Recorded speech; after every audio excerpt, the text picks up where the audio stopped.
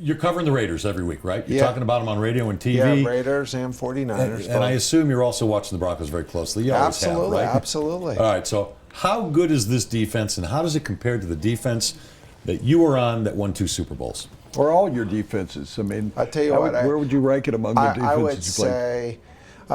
say, I played on some great defenses when I was in San Francisco. We gonna were say, yeah. always in the top 5. But they have 2 shutdown corners, and they have 2 dominant pass rushers, and they got speed everywhere. Okay, and they play an aggressive style. It's about disrupting. Okay, and that's a different mindset than the defenses I played in San Francisco.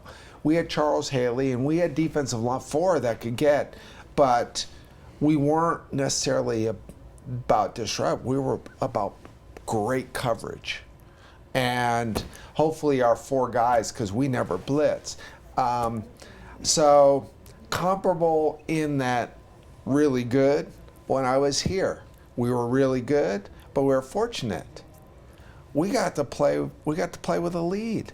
John, we were always 2-3 touchdowns ahead. Yeah. So Greg Robinson got to be pretty aggressive, and there's a lot of stuff that got covered up.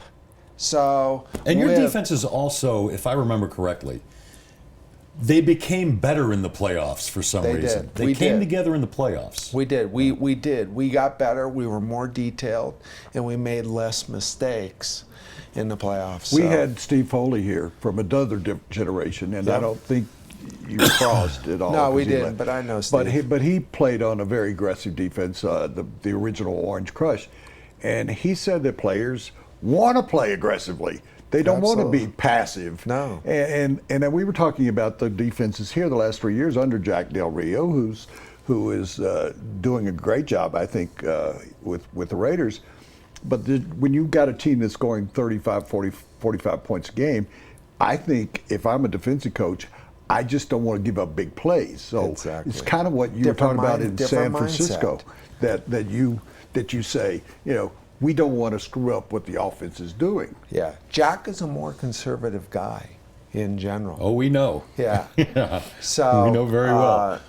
Where Coach Phillips, different deal. He wants to get after you and disrupt. The challenge they have, they got a great challenge ahead of them this weekend against Green Bay. What Aaron Rodgers can do that the, greatest quarterbacks, can't do, but to me, he's the best quarterback in the NFL. You're not going to get an argument from us, It's I don't think. because his ability to run, and he can make every throw on the run, and he can do it in the pocket too. And accurately too. And accurately. Yeah.